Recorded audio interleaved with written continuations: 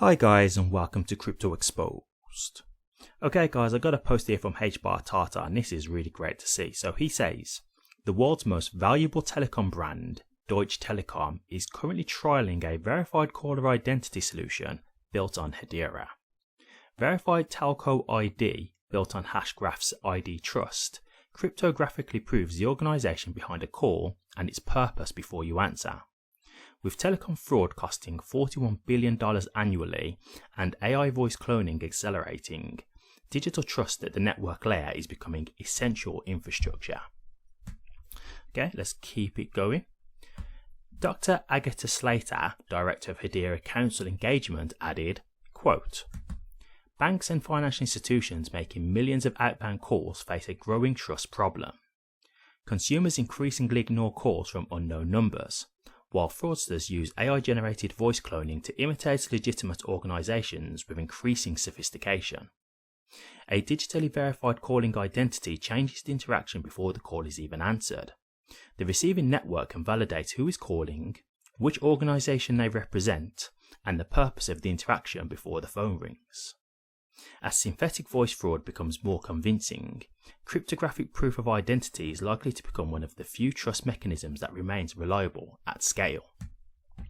From a business perspective, the solution provides an opportunity for higher answer rates for legitimate enterprise calls, which is a major pain today, measurable ROI, e.g. fraud reduction or revenue uplift from answered calls, stronger protection against impersonation, especially with AI voice cloning, new telco revenue streams like verified caller ID, agent level verification, identity as a service solutions offered to enterprise clients.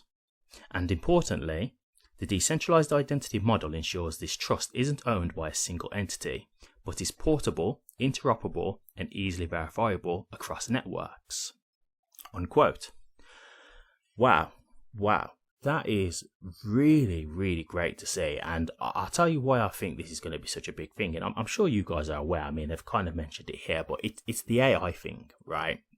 So I'm at a point now where if I have a call, and let's just say even the number is showing, right? I'm at a point in my life now where if I don't recognize the number, I don't pick up. I don't care if it's like, it is still showing the mobile number. Like, it's not a thing where, like, if it shows as unknown number, I won't pick up. If I just don't recognize the number, I'm not picking up. Like, if you need me, leave me a voicemail, because I'm not answering a call to end up giving anything that people can try and use against me. Like, I'm just not doing it. There's so much, like, security risks at this point where unless I know who you are, unless I know the person who's ringing me, I'm not answering. And I am actually getting to a point now where even with like companies, like for example, if my bank was to call me, I probably just wouldn't pick up. And I'd probably just think, okay, if it's really that important, let them leave a voicemail so I can get an idea of what the call's about, and then I'll call back, or I'll just let them call, let it ring out, and then I'll just call the bank later on and say, I had a missed call. What's the situation? Is there anything going on? And obviously if they say, no, we didn't call you, or we've got nothing going on, then I can obviously pick up that it was probably a suspicious call. So for me, when I look at this, I think this is absolutely incredible. And again, this is one of these things where I think this is going to be the future, right? Like at the end of the day, with how big of a risk fraud is becoming now through phone calls. And, they've just said even here, like people are just not picking up the phone anymore because it's not worth the risk. And as I just said, I'm proof of that. I absolutely understand it, because the things that I've seen that can be done with a phone call these days, it's scary. It's scary. So you don't really want to give too much. Like I was watching a video about a month or so ago, and it was basically about this, like how to protect yourself from becoming a victim of AI voice cloning fraud, right? And they were saying like what they'll try and do is like they'll phone you, but they won't say anything. They literally won't say anything, because then you will start saying things, right? But what they're doing is they're trying to pick up you saying things to detect your voice.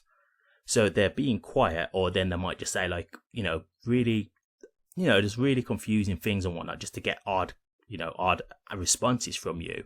But that's them just picking up as much voice data as they possibly can from you before you eventually hang up. So that's why I say, like, for me now, like, I'm just not even answering. Like, it's just not worth the risk, like, because this is dangerous. And this is why I said to you guys before, like with AI, like, it's an incredible thing, but we've got to really be careful with this. And that's why I like that, like the stuff that they're doing with like Nvidia and Intel, like Hedera, to try and keep it as safe as possible. It's a good thing, because like AI is great, but in the wrong hands, it's absolutely dangerous. It really is. Like, I don't know if you guys saw Sora back in the day. Like, they've kind of shut it down now, but they had people who were dead, like doing all these crazy things in videos. But it's obviously, we know they're dead, so we know that this stuff wasn't real. But if you was to get someone who was alive, you wouldn't have known. Like, it looked completely genuine. It looked legitimate. It's only because they was doing such wild things that you knew it was not real. But I saw a video again where there was someone who, I want to say they went to like a casino or something, and they took like a couple of like say like a few seconds of video, like say 20-30 seconds of video of someone. And then they, on the spot, through their phone app, like, they made this video up saying that the person was doing something. And then as a prank, like for YouTube views, as a YouTube prank, they basically went to a security guard saying like, look, this is what this guy's doing. And then they went up to the guy and was like, obviously accusing him of these things. But it was the guy who like made up an AI video. So like, that's how dangerous this stuff can get.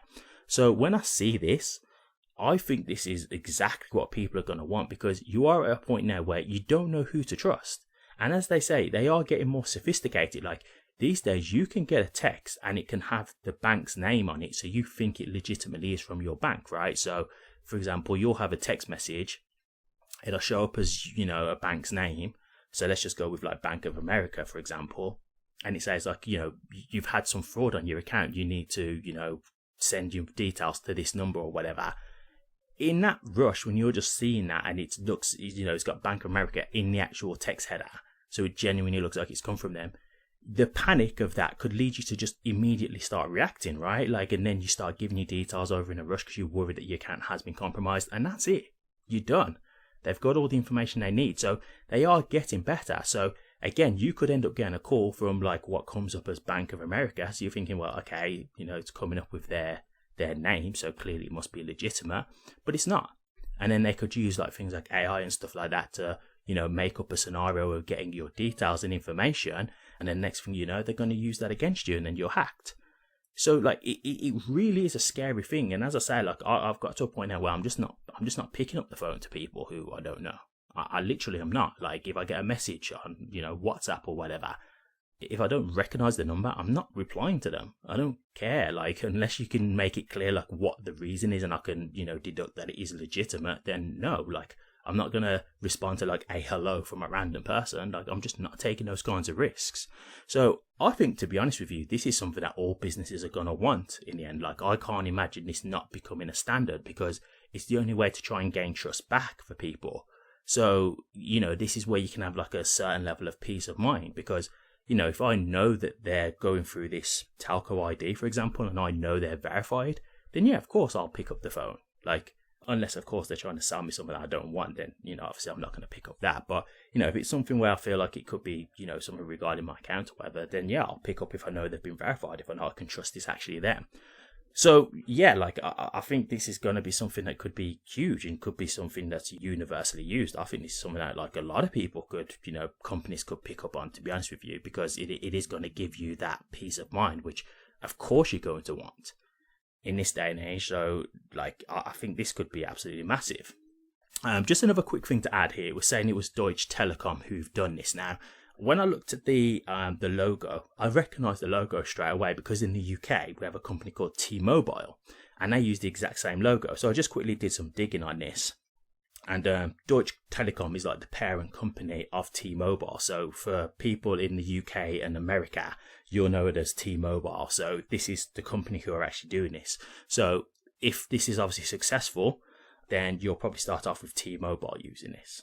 And I'll be honest with you, I think this will spread. Like, I can imagine other networks wanting this as well, because it is just going to become the standard. It's just like how the way, everything's moving on to the blockchain and the hashgraph now, with like tokenization and all that stuff and cross-border payments and stuff. This is just another evolution. Secure identity, right? Like, so I just think, yes, there are going to be, networks that are going to start using this type of technology.